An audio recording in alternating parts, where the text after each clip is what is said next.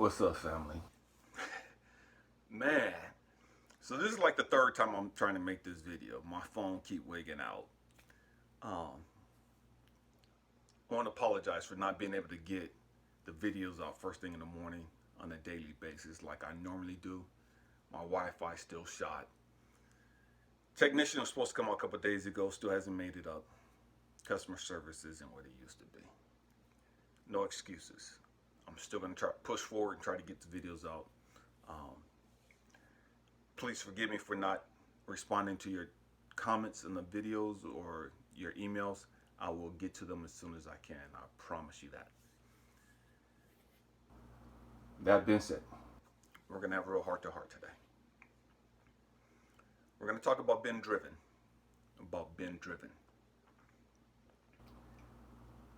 Here we go. When I was younger, all I wanted to do was just be a hoe. I just wanted to be a hoe. Sleep with every woman I could. I actually believe that God gave me the task, gave me the purpose of sleeping with as many women as I could to make them happy. Twisted. I understand that. But I believed that at the time. You know what I mean? I believed that at the time. That was my God-given purpose. To sleep with as many women as possible to make them happy. Because everybody deserved to be happy. That's what I actually believed. I actually wanted to get into porn. Until my daughter was born. And it's like, oh no, I can't make videos of porn. And my kid grows up and goes to her significant other's house and they throw on a video, or she's at her friend's house and they throw on a video and up pops her daddy.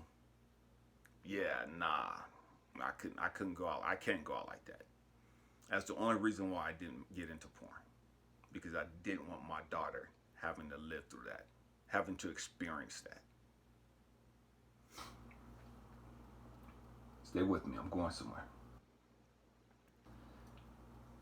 At that moment when my daughter was born, I knew that I had a lot that I needed to change. My daughter will be 31 this year.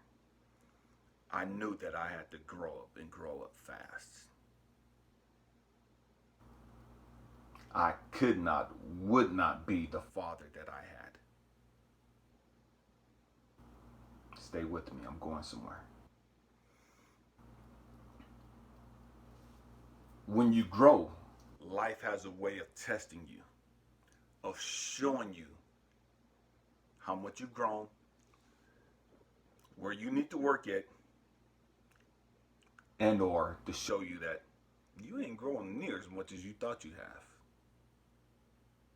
You're going to be tested.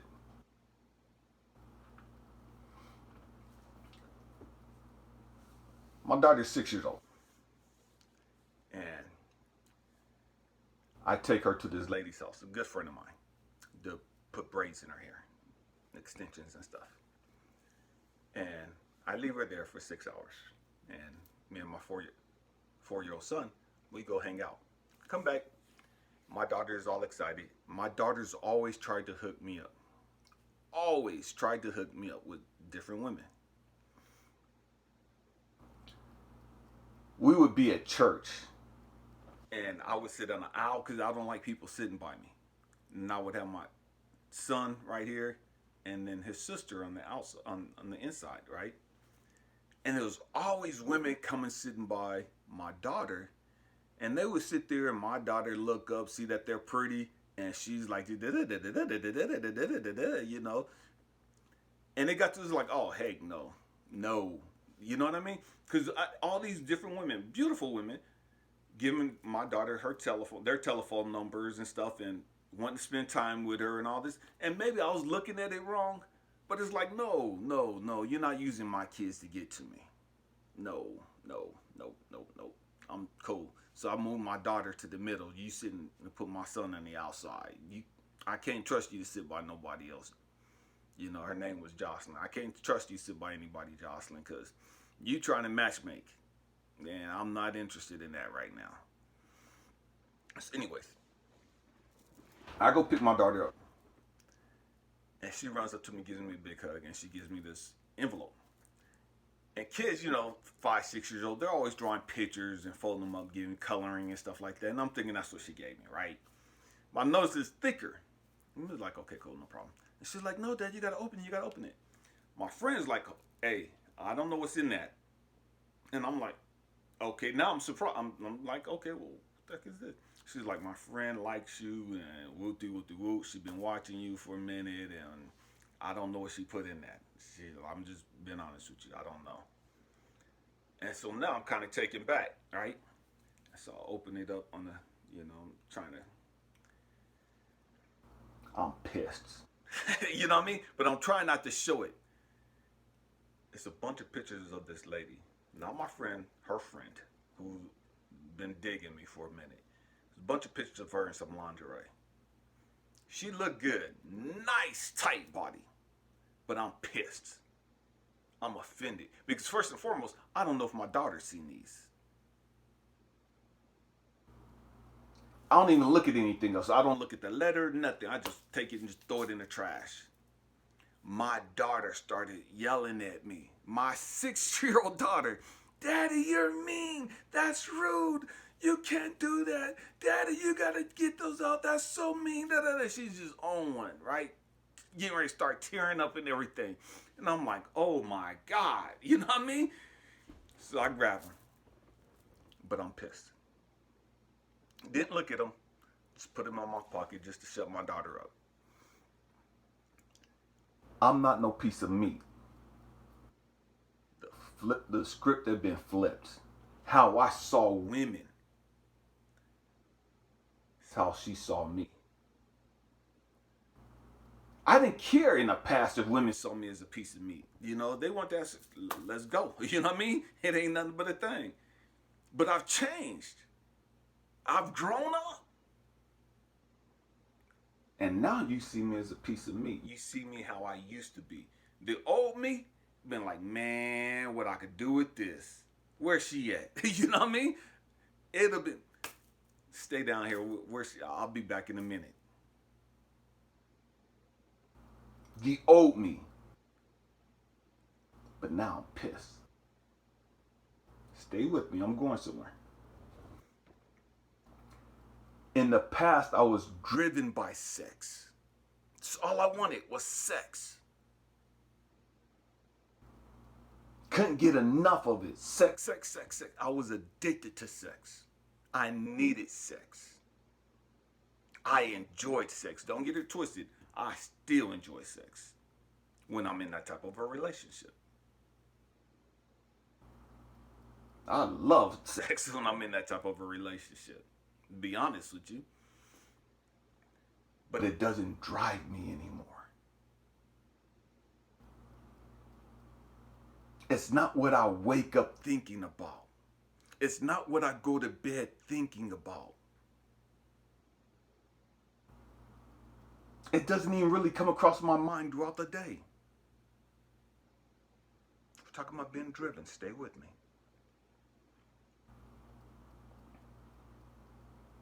What drives you? What are you constantly thinking about? What wakes you? What thoughts are on your mind when you wake up in the morning? What gets you out of the bed? What makes you excited about life?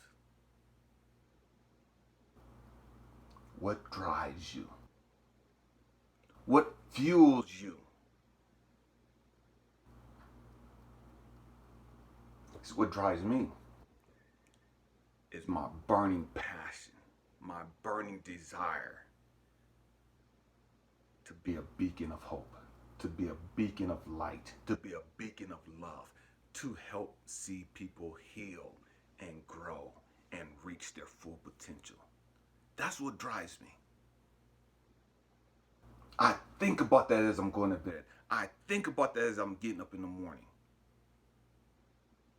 I think about that. I'm up 3 o'clock, 3:30, 4 o'clock latest every day. What can I do? What can I say today that can help somebody? What can I do today to help somebody? To inspire somebody? To help somebody heal, begin the healing process, or to help them further along on their healing process?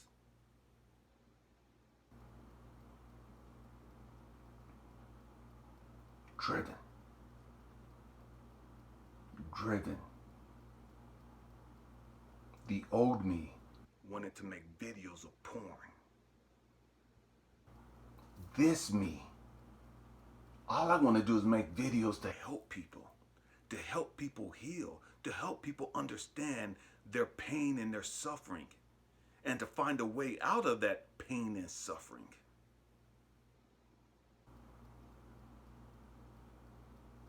To help people reach their full potential.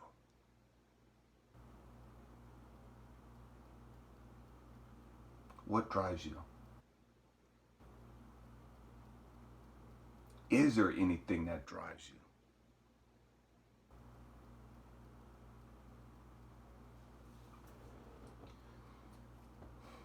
My hope and prayer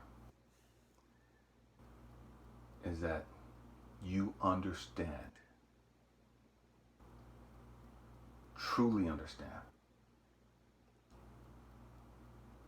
what it is in life that you're supposed to be doing. Every single one of us have a purpose. Every single one of us. And when you connect with that purpose, when you get in alignment with that purpose, man, you're driven. You're driven. You're passionate about it.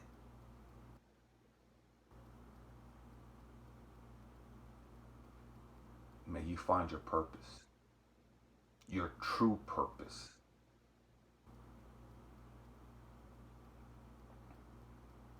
May you continue the process of healing. I love you guys. Happy healing.